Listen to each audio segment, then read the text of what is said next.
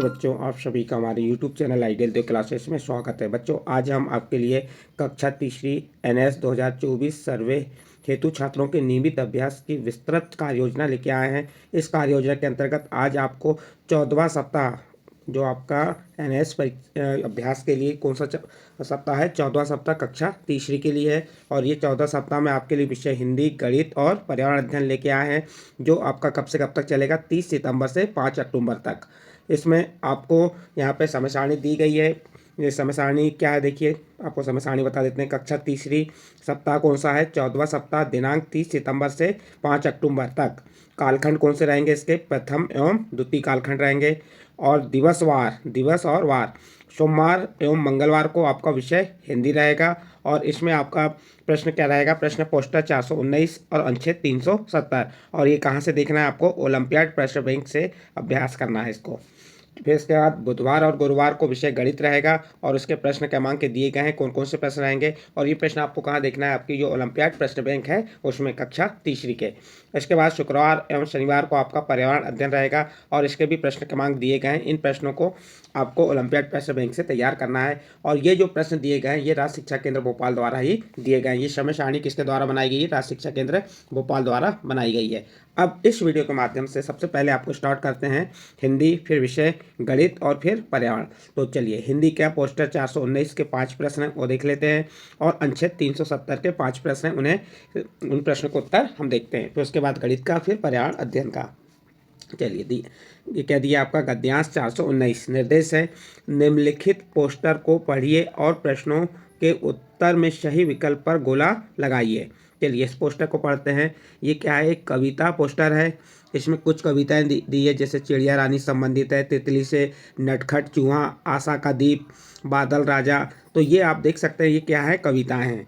और एक पोस्टर 5 रुपये में, जो एक पोस्टर ये बना है कितने रुपये में बना है, 5 रुपये में। पढ़ो और पढ़ाओ पोस्टर की दुनिया में आओ। क्या कह रहा है, पढ़ो और पढ़ाओ पोस्टरों की दुनिया में आओ। मन भावन और रंग बिरंगे पोस्टरों को मंगवाने हेतु संपर्क करें। बिग बी पुस्तक भवन, अरेरा हिल्स, भोपाल, मध्य प्रदेश। और पिन क्या है, 462001। तो ये आपका एक पोस्टर था। इस पोस्टर में आपको पोस्टर कविताएं दी हुई हैं, जैसे चिड़िया से संबंधित। अब इस पोस्टर के आधार पर जो आपको प्रश्न दिए, इन प्रश्नों के उत्तर बताना है। प्रश्न नंबर 1 क्या कह रहा है, उक्त विज्ञापन किसके बारे में है। ये जो विज्ञापन है किसके बारे में है।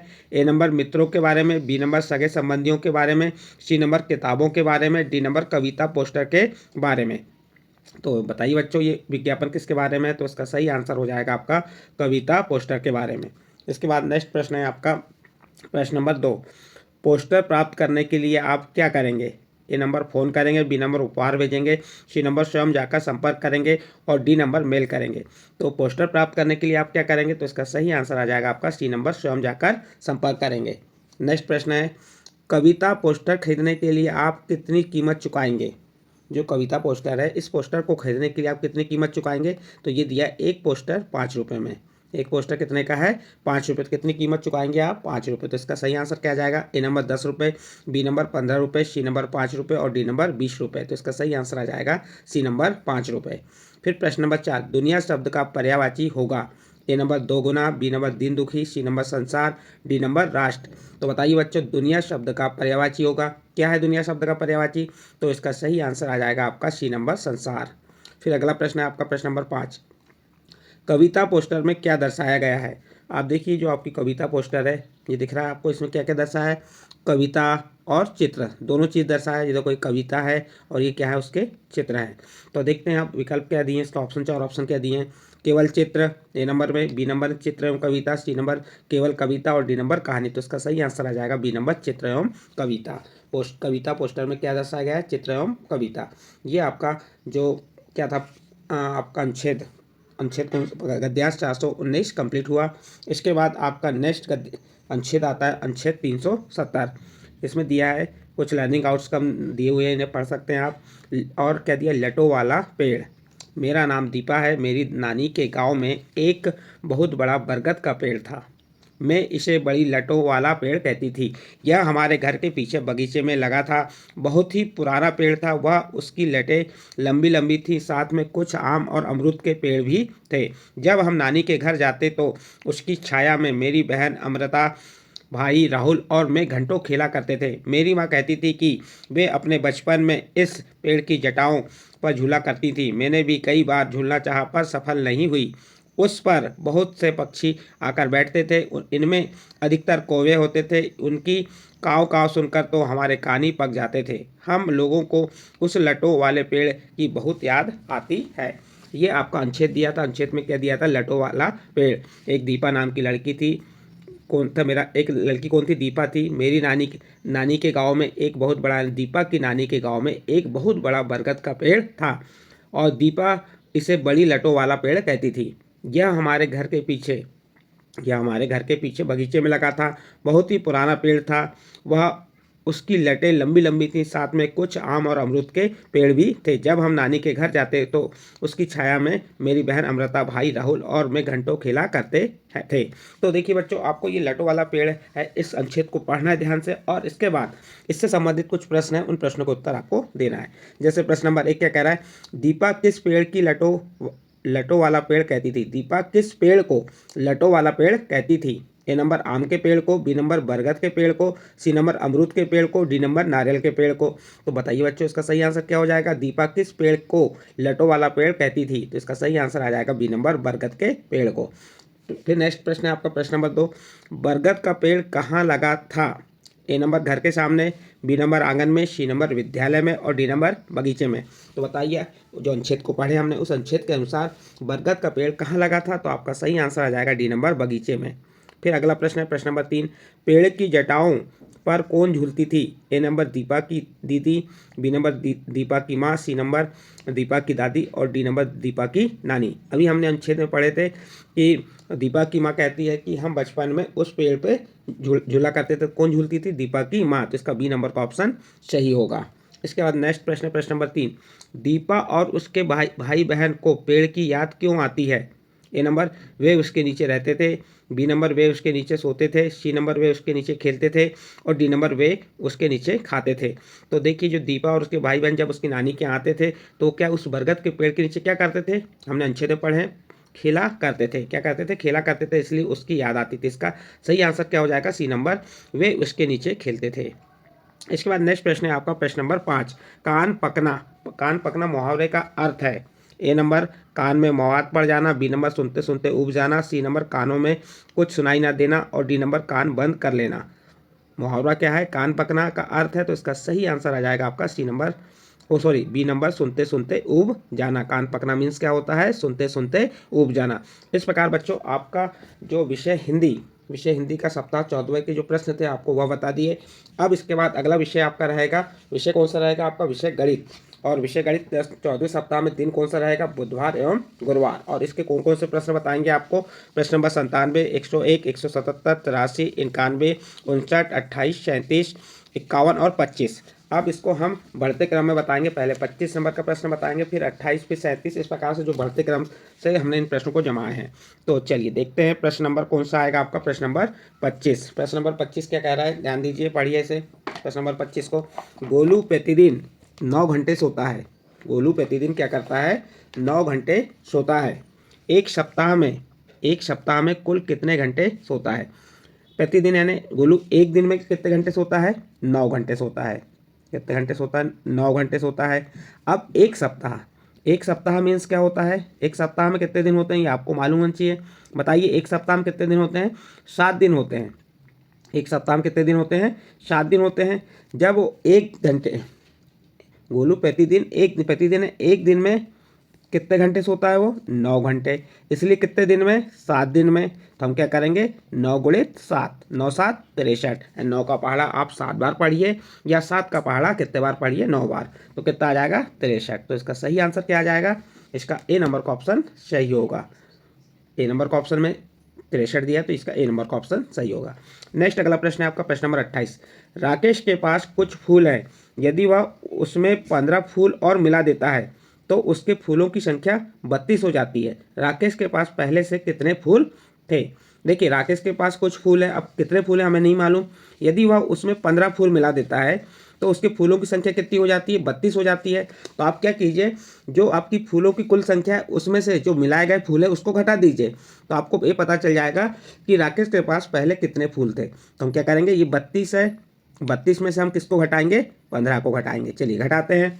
तो घटाते किधर से हैं आपको ये मालूम होना चाहिए, घटाते इकाई के अंक से हैं। यहाँ इकाई के अंक क्या है, 2 और 5, 2 से 5 घटेगा नहीं, तो ये क्या करेगा, दाही से उधार मांगेगा। इसने एक दाही उधार दिया तो इसके पास कितने हो गए, 12 हो गए। इसके पास कितने होगा, यहाँ पे 12 हो गए। अब 12 में से आप 5 घटा दीजिए, 12 में से 5 घटाएंगे कितना बचेगा, 7। और इसके पास कितना बचेगा, 2। और अब 2 में से हम क्या करेंगे, 1 घटाएंगे तो कितना आ जाएगा, 17। तो अब यहाँ पे आपका सही आंसर क्या हो जाएगा प्रश्न नंबर 28 का। अब 4 ऑप्शन है आपके पास, 4 ऑप्शन देखिए, A number 32, B number 15, C number 17 और डी नंबर 47। तो इसका सही आंसर आ जाएगा आपका सी नंबर 47। नेक्स्ट अगला प्रश्न है आपका प्रश्न नंबर 37। संख्या 374 में दाही के स्थान पर लिखे अंक का स्थानीय मान। देखिए यहाँ पे ये 374 है, 374 में दाही का अंक क्या है, 7 है। तो इसका स्थानीय मान क्या होगा, 70। दाही के स्थान पे इसलिए क्या होगा, 70। तो इसका सही आंसर क्या आ जाएगा, बी नंबर 70। इसके बाद नेक्स्ट प्रश्न है आपका प्रश्न नंबर 51। दीपा के पास 432 रुपये थे, उसने 125 रुपये के खिलौने खरीदे। अब दीपा के पास कितने रुपए शेष बचे। देखिए उसके पास कितने रुपए थे, 432 थे। कितने रुपए थे उसके पास, 432। अब इस 432 में से जितने रुपए उसके खिलौने खरीदे उसको घटा दीजिए, कितने रुपए के, 125 रुपये के खिलौने खरीदे। अब 432 में से आप क्या करेंगे, 125 को घटा देंगे। चलिए 2 में से 5 घटेगा नहीं, इससे उधार मांगा दाही से, तो इसके पास कितने हो गए, इसके पास यहाँ 12 हो गए और इसके पास क्या बचा, 2। अब 12 में से 5 घटाएंगे तो कितना बचेगा, 7। यहाँ 2 में से 2 घटाए कितना आ गया, 0। 4 में से 1 घटाए 3, कितना आ गया, 307। अब देखिए यहाँ चारों ऑप्शन में 307 है क्या, A number 307, B number 557, C number 432 और डी नंबर 125। तो इसका सही आंसर कौन सा हो जाएगा, ए नंबर 307। इस प्रकार से आप हल करके देखेंगे तभी आप प्रश्नों के उत्तर बता पाएंगे। इसके बाद नेक्स्ट अगला प्रश्न है आपका प्रश्न नंबर 59। स्कूल के पुस्तकालय में गत वर्ष में बंटी ने 27 किताबें पढ़ी और बबली ने 34 किताबें पढ़ी। तो बंटी ने बबली से कितनी कम किताबें पढ़ी। तो क्या कीजिए, बबली ने जो किताबें पढ़ी थी 34 किताबें में से बंटी द्वारा पढ़ी गई 27 किताबों को घटा दीजिए। आप क्या करेंगे, 34 में से 27 को घटाएंगे। देखिए 34 में से हम क्या घटाएंगे, 27 हटाएंगे। 34 में 27 हटाने के लिए क्या करना पड़ेगा, बड़ी संख्या ऊपर और छोटी संख्या नीचे लिखेंगे। अब देखिए ये 4 में से 7 घटेगा क्या, नहीं घटेगा, दाही से उधार मांगे। इसने एक दाही उधार दिया तो इसके पास कितने हो गए, 14 हो गए। इसके पास कितने हो गए, 14 हो गए ये। अब 14 में से 7 घटाएंगे तो 14 लाइन खींच लीजिए और 7 लाइन कम कर दीजिए। जब 14 लाइन खींचेंगे और 7 लाइन कम करेंगे कितना बचेगा, 7 बचेगा। और जब इसने एक उधार यहाँ एक दाही उधार दे दिया तो इसके पास कितनी बची, 2 दाही। अब 2 दाही में से 2 दाही घटाए तो कितना बचा, 0। तो कितना आ गया, 7। अब यहाँ पे ऑप्शन में देखेंगे 7 है क्या, ए नंबर में 27 किताबें, बी नंबर में 34 किताबें, सी नंबर में 61 किताबें और डी नंबर में 7 किताबें। तो इसका सही आंसर कौन सा हो जाएगा, डी नंबर 7 किताबें। इस प्रकार से आपका प्रश्न नंबर 59 कंप्लीट हुआ। नेक्स्ट प्रश्न है आपका प्रश्न नंबर 83। एक गांव की प्राथमिक शाला में 108 बालिका, 98 बालक तथा माध्यमिक शाला में 96 बालक और 102 बालिका हैं। दोनों शालाओं में कुल कितने बच्चे हैं। तो क्या करेंगे, हम सभी को एक साथ जोड़ देंगे। पहले बालिकाओं को जोड़ लेते हैं। प्राथमिक शाला में कितनी बालिका है, देखिए 108 बालिका है प्राथमिक शाला में, और माध्यमिक शाला में कितनी बालिका है, 102 बालिका। अब इसको जोड़ दिया हमने, 108 में 102 को जोड़ते हैं, 8 में 2 जोड़े 10 की शून्य हासिल का 1, 8 में 2 जोड़े 10 की शून्य हासिल का 1, और 1 में 1 जोड़े कितना हो गया। अब देखो 1 में शून्य जोड़े तो 1 और 1 में 1 जोड़े 2, 210। ये क्या आ गई, बालिका आ गई, 210 बालिका है। अब हम क्या निकाल लेंगे, बालक। बालक कितने हैं, चलो बालक देखते हैं। प्राथमिक शाला में बालक कितने हैं, प्राथमिक शाला में 98 बालक हैं और माध्यमिक शाला में 96 बालक है। अब इन दोनों को जोड़ते हैं, 8 में 6 जोड़े 14 की 4 हासिल का 1, 9 और 9 18, 18 और 1 19, 194। अब ये बालक बालिका दोनों को एक साथ जोड़ दीजिए। बालिका 210 है और बालक 194 हैं। अब इसको जोड़ेंगे हम। अब 0 में 4 जोड़े तो 4, 9 में जोड़े 10 की शून्य हासिल का 1, और यह हासिल का 1 में 2 जोड़े तो कितना, 3 और 1 4, कितना आ गया 404। तो इसका सही आंसर कौन सा हो जाएगा आपका, प्रश्न नंबर 83 का सही आंसर बी नंबर 404, क्योंकि यहाँ पे बी नंबर का ऑप्शन में 400। इस प्रकार से आप बालिका अलग जोड़ लीजिए, बालक अलग जोड़ दीजिए, दोनों को फिर एक साथ जोड़ दीजिए, तो आपको दोनों शालाओं में कुल कितने बच्चे हैं वह पता चल जाएगा। नेक्स्ट अगला प्रश्न है आपका प्रश्न नंबर 91। मोहिनी ने 2 किलोग्राम मूंग दाल, 6 किलो 300 ग्राम चावल और 6 किलो 700 ग्राम अरहर दाल खरीदी तो कुल कितने ग्राम अनाज खरीदा। तो क्या करेंगे, इनको जोड़ देते हैं। 2 किलो, पहले हमने क्या लिख दिए, 2 किलो लिख दिए, फिर 6 किलो 300 ग्राम लिख दिए, फिर 6 किलो 700 ग्राम। अब इन तीनों को जोड़ दीजिए, ये शून्य आ गया, ये शून्य, 3 में 7 जोड़े 10 की शून्य हासिल का 1, 1 यहाँ पर चले गया। अब क्या करेंगे हम, 1 में 2 जोड़े 3, 3 में 6 जोड़े 9 और 9 में 6 जोड़े कितना हो जाएगा 15। इनको आप अलग अलग जोड़ के देख लेंगे तो कितना आ गया 15। तो कुल कितने ग्राम अनाज होगा, तो इसका सही आंसर आ जाएगा 15 किलोग्राम। अब देखिए यहाँ 4 ऑप्शन में क्या दिया, 15 किलोग्राम दिया है क्या।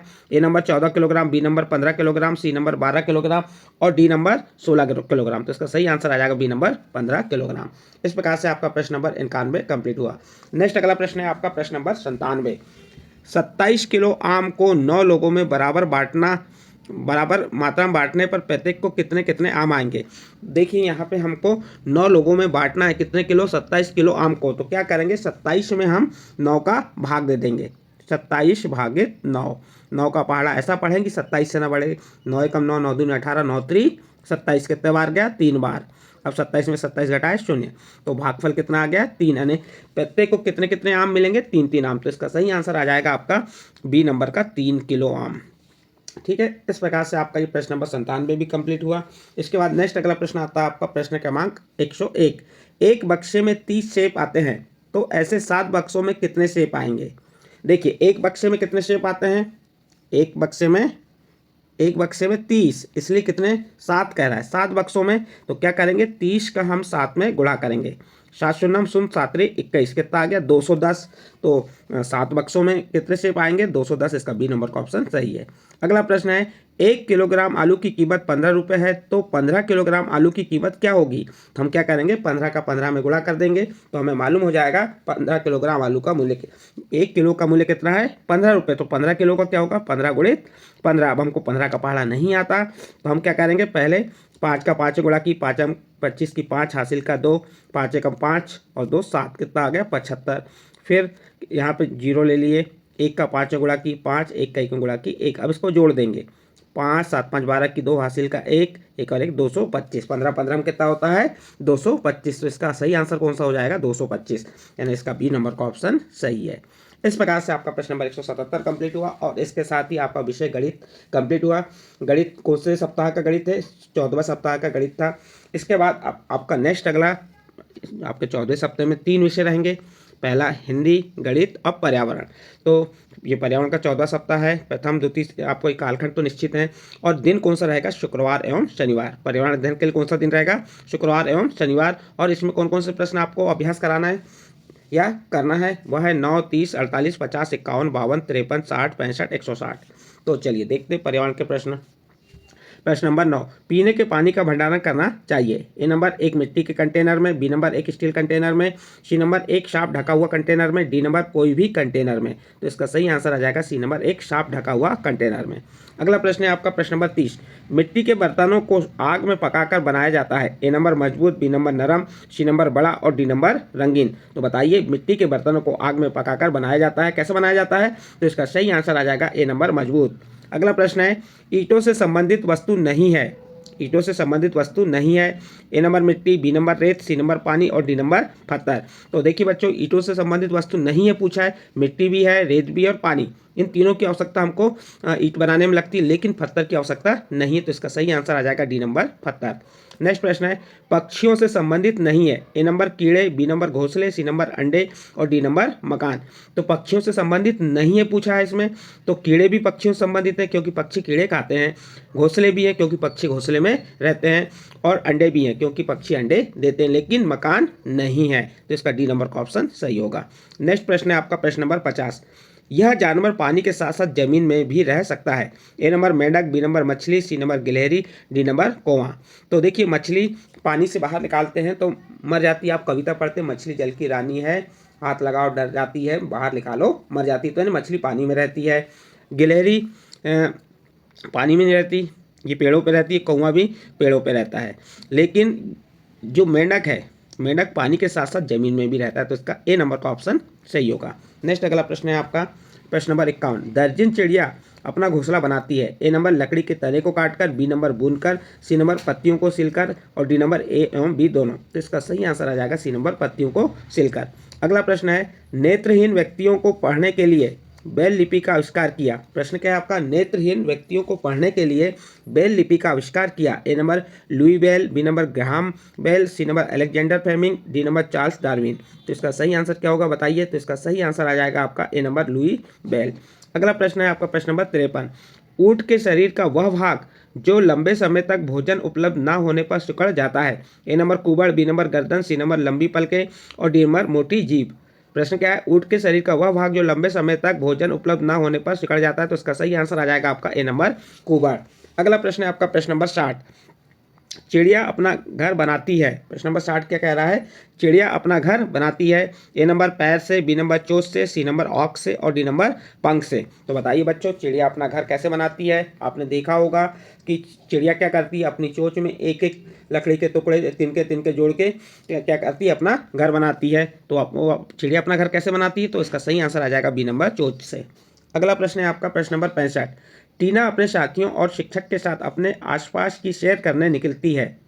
प्रश्न क्या है आपका, टीना अपने साथियों और शिक्षक के साथ अपने आसपास की सैर करने निकली है। सैर के दौरान उन्होंने नीम, बबूल, आंवला और इमली के पेड़ देखे। दी गई पत्ती, ये पत्ती काय की आपको ये देख के बताना है। ए नंबर बबूल की, बी नंबर इमली की, सी नंबर नीम की और डी नंबर आंवला की। तो इसका सही आंसर आ जाएगा सी नंबर नीम की। आपका प्रश्न नंबर 65 कंप्लीट हुआ। इसका अंतिम प्रश्न है इस वीडियो का। और सप्ताह कौन सा था आपका, 14वां सप्ताह का अंतिम प्रश्न। 14 सप्ताह में आपको तीनों विषय के हमने आपको प्रश्न को उत्तर बताया जो राज्य शिक्षा केंद्र द्वारा बनाए गए और एनएस परीक्षा में यहीं से पूछा जाएगा। चलिए प्रश्न नंबर 160, यदि आपके पड़ोसी की तबीयत अचानक खराब हो जाती है तो इस मानचित्र में दिख रहे किस चिन्ह के अनुसार आप अस्पताल पहुंचेंगे। देखिए मानचित्र बना हुआ है, यहाँ पे पेड़ है, यहाँ बिंदी है, ये धन का चिन्ह है, ये कट का चिन्ह है, ये मकान का चिन्ह है। इस प्रकार से आप ये चिन्हों, तो अस्पताल का जो है कैसा चिन्ह होता है, धन का चिन्ह होता है। तो आप किस, जो धन का चिन्ह है, धन का चिन्ह देखकर अस्पताल पहुंचेंगे। तो इसका सही आंसर आ जाएगा ए नंबर। ये जो धन का चिन्ह है ये किसका चिन्ह है, अस्पताल में डॉक्टरों का प्रतीक है। आप देखते होंगे डॉक्टर गाड़ियों में धन का चिन्ह लगा होता है, अस्पताल में भी ऐसे धन का चिन्ह लगा रहता है। तो यहाँ पे सही आंसर आ जाएगा आपका ए नंबर। इस प्रकार से आपके यहाँ पे कक्षा तीसरी के जो 14वां सप्ताह था, 14वां सप्ताह के आपके विषय कौन से हो गए, हिंदी, गणित और पर्यावरण के जो महत्वपूर्ण प्रश्न हैं एनएस के लिए वह आपको बता। यदि ये अच्छे लगे हो तो आप हमारे चैनल आइडियल देव क्लासेस को सब्सक्राइब कीजिए, लाइक कीजिए और इस वीडियो को अन्य ग्रुप में शेयर जरूर कीजिए।